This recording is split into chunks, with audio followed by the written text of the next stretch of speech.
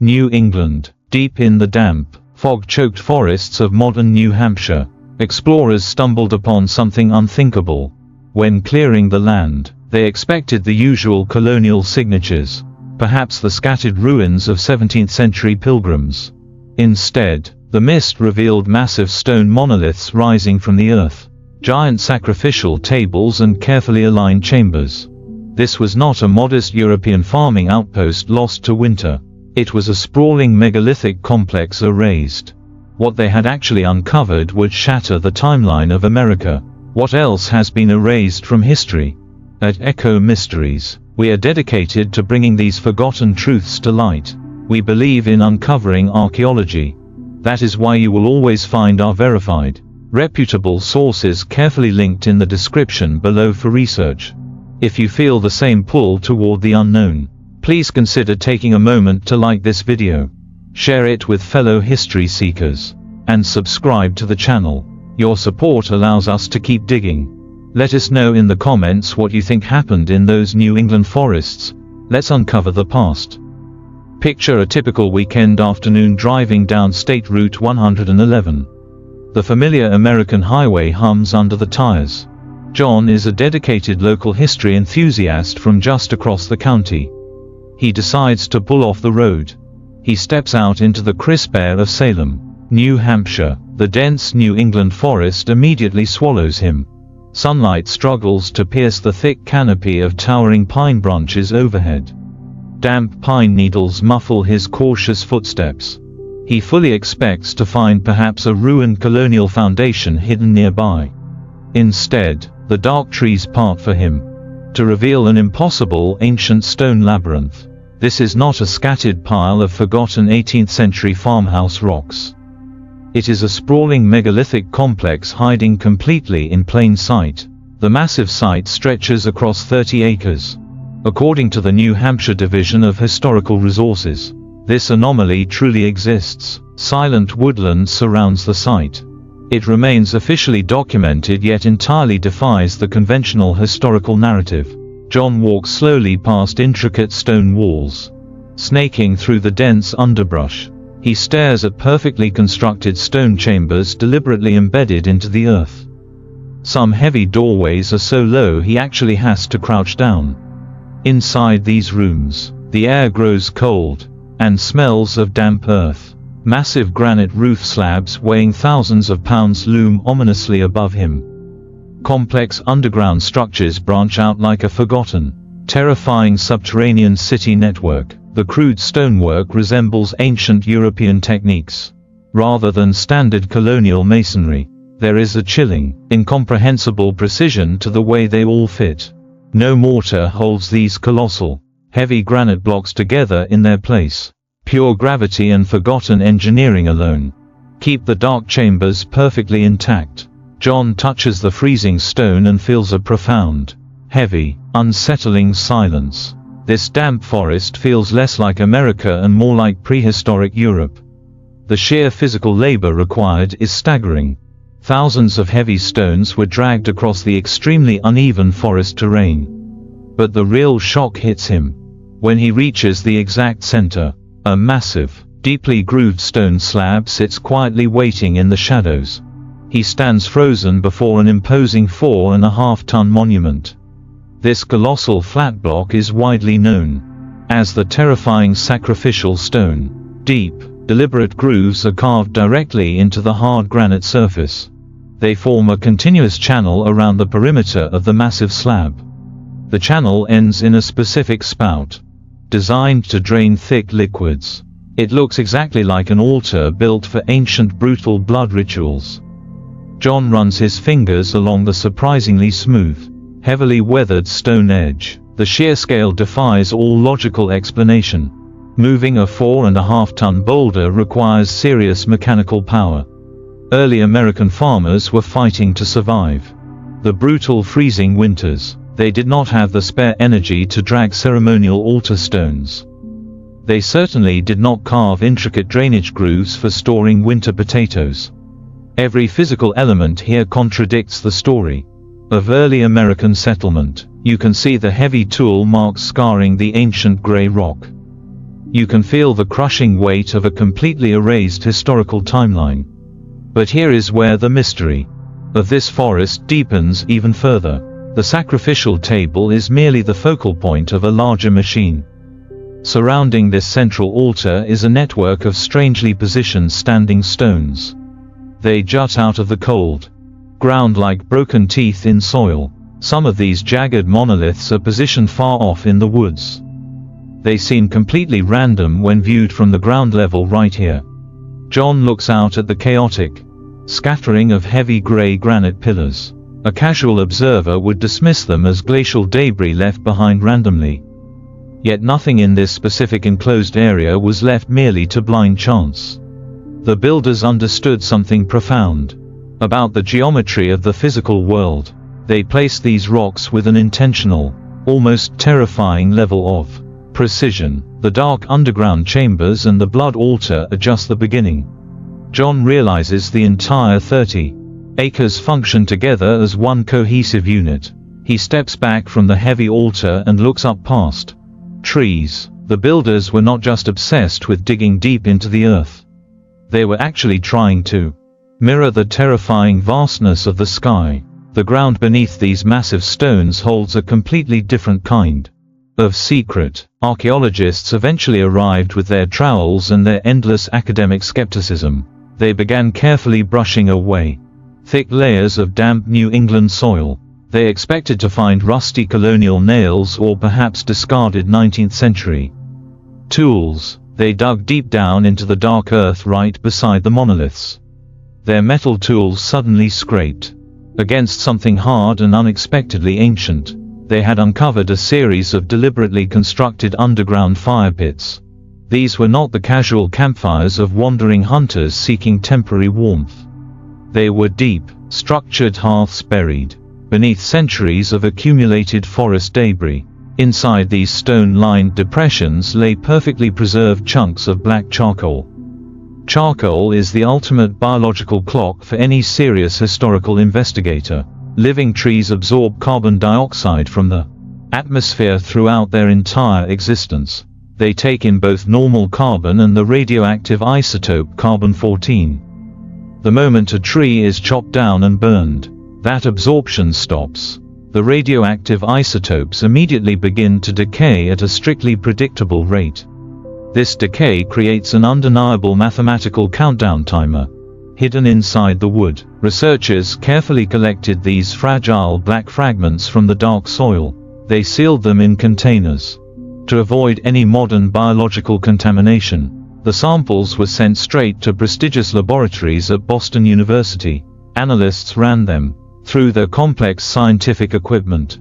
The New England Antiquities Research Association also aggressively pursued independent testing. The initial reports stunned the entire academic community. Subsequent modern evaluations after the year 2000 confirmed the exact data. The results were not off by a few historical decades. But here is where the official timeline of this continent completely shatters. The testing revealed hearths were active around 2000 BC. The charcoal is incredibly, undeniably, and shockingly exactly 4,000 years old. This predates Columbus sailing the ocean blue by thousands of years. It predates the famous Plymouth Rock landing by an unimaginable historical margin. Mainstream historians insist local indigenous tribes merely camped here by pure coincidence. But how do transient hunters build massive stone structures? The scientific community immediately split into two aggressively warring academic factions. Mainstream archaeologists completely refused to connect charcoal with stones. They argued Native Americans simply passed through and built temporary cooking fires. They claimed these nomads had nothing to do megaliths. The massive granite chambers, they insisted, were constructed thousands of years later. Independent researchers pointed at the glaring physical impossibility. The mysterious fire pits were discovered buried deep directly beneath the foundational stones. You cannot logically build a campfire underneath walls.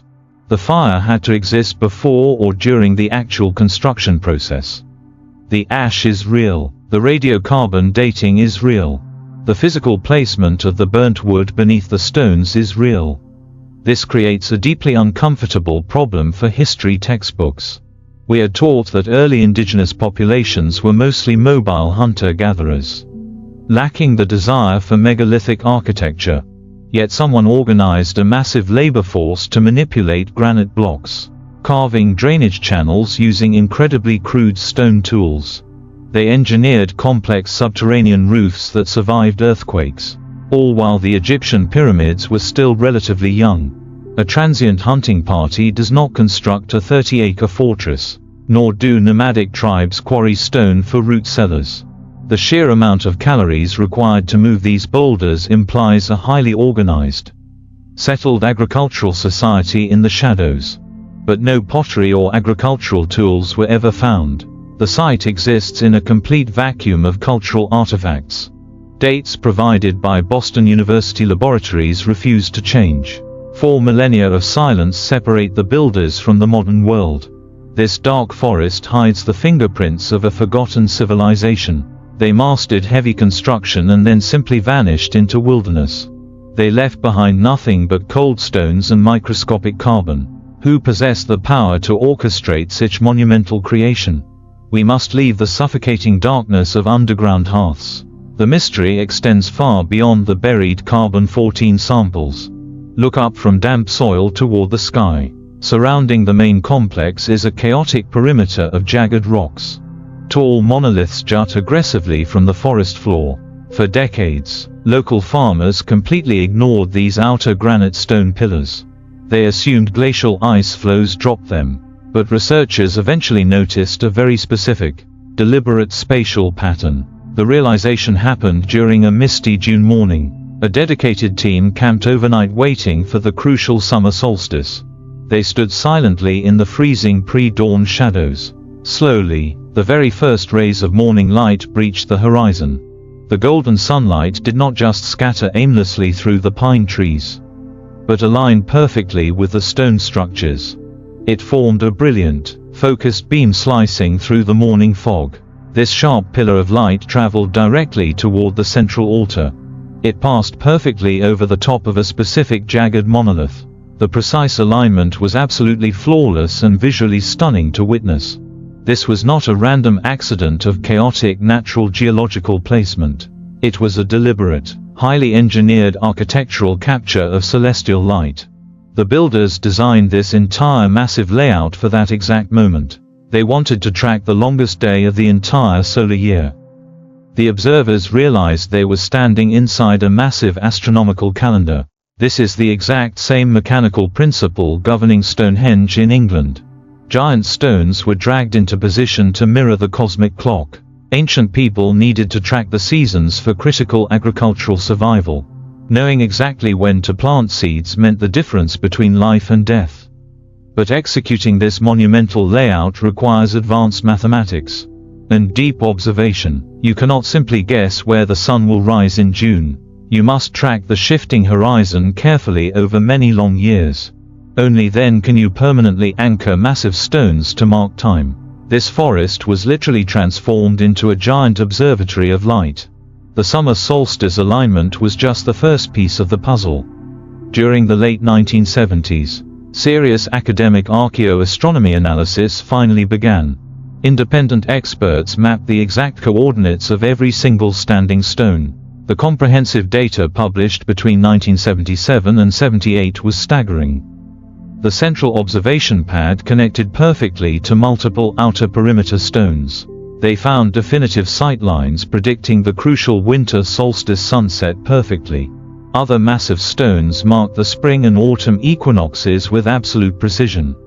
The complex even contained alignments for complex, long-term lunar cycle tracking.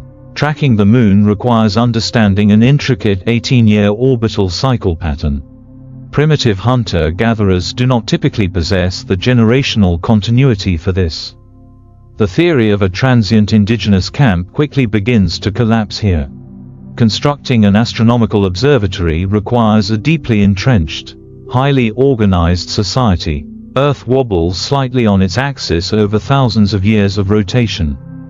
This gradual shift slowly changes the exact visual position of sunrises. Researchers calculated the necessary celestial tilt backward through history. The alignments worked flawlessly for the sky long ago. They pointed directly to stars shining around 2000 BC. This astronomical data perfectly corroborated the shocking carbon-14 dating results. Two scientific disciplines arrived at the same timeline. Everything pointed toward a highly advanced culture thriving in North America. They mapped the heavens and carved granite altars. They locked the eternal movements of the cosmos into heavy rock. The evidence seemed undeniable and ready to rewrite history. How could mainstream academia continue to ignore such overwhelming proof? Enthusiasts celebrated this profound confirmation of a forgotten civilization. The stones had finally spoken their absolute truth to the world. The mystery of the New Hampshire megalith seemed solved. The celestial alignments proved the undeniable genius of ancient builders. We had finally uncovered the true origin of America's Stonehenge. The case was closed. The timeline was broken, the history rewritten, but the real secret of these stones is darker. Because almost everything you just marveled at is a carefully constructed modern lie. The majestic alignments and perfectly placed altars are not the untouched remnants of a forgotten empire. They are the result of one incredibly wealthy, deeply obsessed man. Enter William Goodwin, a retired insurance executive living in the 1930s. He was a product of early 20th century prosperity. Goodwin possessed a massive personal fortune and an absolute belief in fringe history. He had boundless, obsessive amateur ambition. In 1937, he officially purchased the entire 30-acre woodland property in Salem. He did not buy to preserve. He bought it to forcefully prove his own deeply eccentric theories. Goodwin believed ancient Irish monks had settled in America. He was convinced they crossed the treacherous Atlantic Ocean long before any known explorers. Navigating by the stars alone, he walked into the damp, foggy New England forest looking for specific Celtic evidence. Picture this determined man standing alone amidst the quiet, chaotic ruin of glacial rocks. He wore a sharp 1930s suit, staring intently through the thick morning mist. When the existing stones did not perfectly match his grand Irish monastic vision, he intervened. He did not simply document the fallen monoliths and leave them in the dirt. He hired local crews with heavy lifting equipment to physically reconstruct the entire site. According to detailed academic reviews published by the university press, the destruction was catastrophic. Goodwin forcefully moved thousands of pounds of ancient granite to fit his personal narrative. He hoisted collapsed roof slabs back into what he blindly assumed were their original positions. He realigned fallen standing stones to create the impressive astronomical sightlines we see today. If a chamber looked incomplete, he casually ordered his men to rebuild the walls. He aggressively dug out the subterranean rooms, completely obliterating delicate, unrecorded archaeological soil layers. He systematically destroyed the fragile chronological context that real scientists desperately need for accurate dating. Any artifact that did not support his Celtic monk theory was potentially discarded or ignored. He acted as the absolute architect of his own fabricated historical fantasy land. The sacrificial blood altar may have originally been just a massive, oddly shaped boulder. Goodwin likely cleared the surrounding area to dramatically isolate it for theatrical, historical effect. He unknowingly committed one of the greatest archaeological crimes in modern American history. His profound obsession with the Chaldee monks blinded him to the actual underlying reality. He thought he was saving a sacred, lost European monastery from the consuming wilderness. Instead, he permanently scrambled the very puzzle he was desperately trying to solve. The pristine, untouched megalithic wonder was actually a heavily manipulated 1930s construction site. The realization of Goodwin's massive interference hits modern researchers like a physical blow. You stand in the exact same damp forest today, completely unsure of what is real. Are you looking at a genuine 4,000-year-old wall, or a Depression-era masonry project? Did the ancient builders actually align that specific stone to track the summer solstice? Or did a retired insurance salesman drag it there with a tractor in 1938? The academic community watched in absolute horror as the site was aggressively transformed. Mainstream archaeologists rightfully condemned his reckless amateur excavation methods and his wild historical conclusions. They pointed out that his extensive reconstructions made any future objective analysis almost entirely impossible. He essentially built a magnificent, historically themed amusement park over a genuine historical anomaly. But here is the most frustrating, terrifying aspect of the entire William Goodwin disaster. He did not haul these massive granite blocks into the forest from somewhere else. The stones, the subterranean chambers, and the mysterious layout were already waiting there.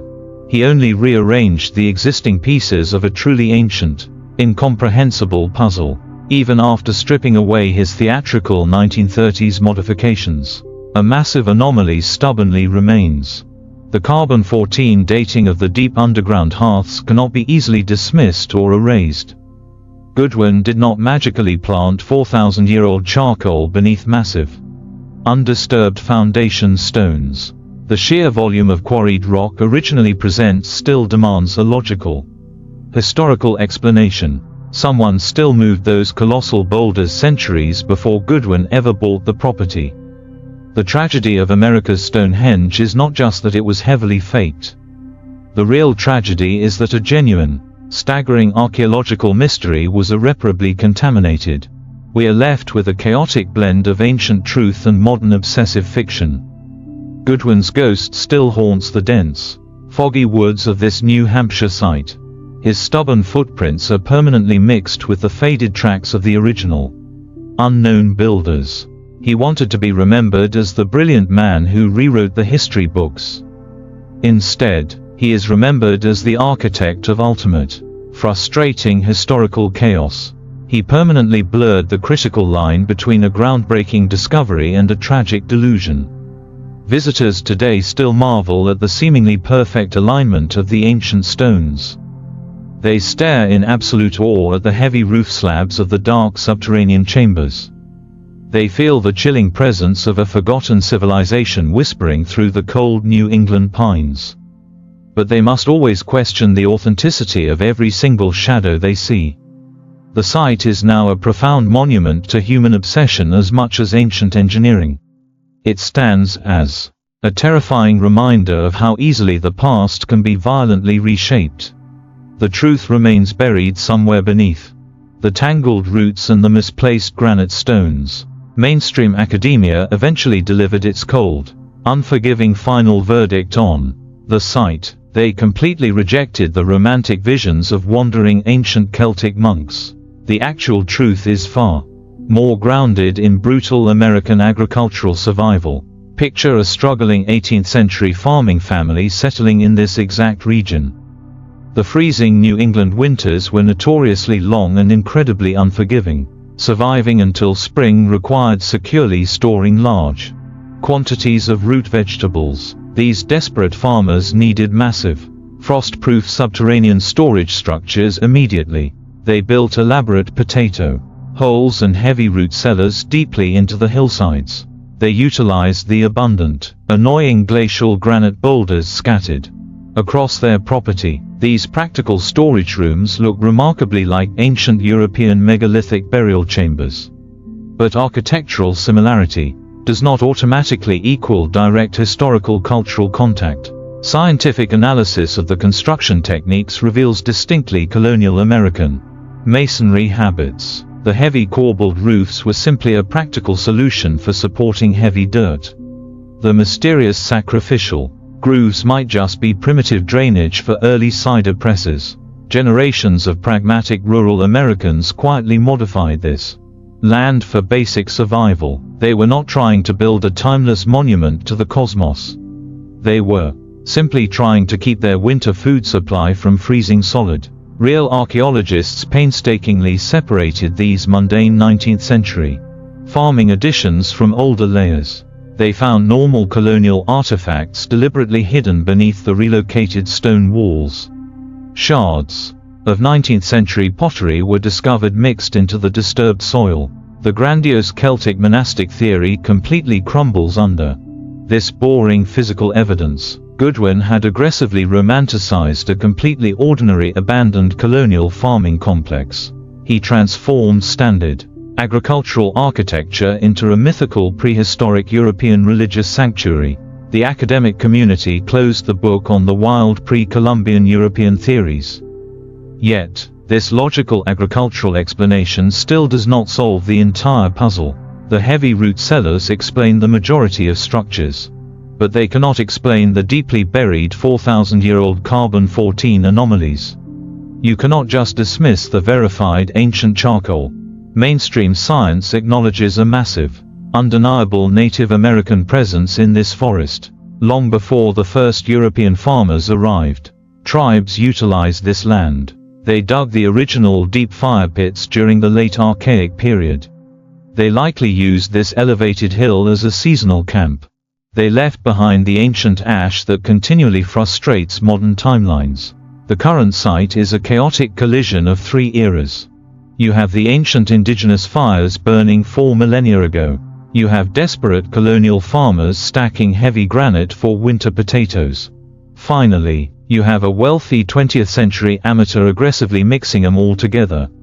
This creates a deeply confusing, fragmented archaeological record. Strict scientific analysis strips away the romantic mythology of forgotten advanced civilizations. It replaces cosmic builders with ordinary people struggling. However, some independent researchers still fiercely debate these cold academic agricultural conclusions. They argue a farmer couldn't calculate solar alignments. They point to the sheer impossibility of moving the massive sacrificial stone. The official historical verdict remains frustratingly incomplete. Mainstream science successfully debunked the Irish monks but left lingering shadows. The deep woods of New Hampshire still hold secrets. We are forced to accept a very messy, highly compromised version of history. The absolute truth was destroyed by artificial movement. We are left staring at a fractured mirror reflecting our own desperate obsessions. We search this soil for a grander past. This scattered megalithic ruin perfectly reflects that deep obsession. It remains a chaotic monument of ancient ashes and modern delusions. We wanted forgotten cosmic architects hiding in the dark woods, but we found only the quiet, humble traces of time. We found desperate farmers and the destructive arrogance of wealth instead. Yet those undeniable ancient fires still burn. Beneath the heavy granite, the true builders of this labyrinth have completely vanished into the mist. Their silence leaves us staring at a permanently shattered historical mirror. Are we finally seeing the truth? Or just another carefully constructed illusion?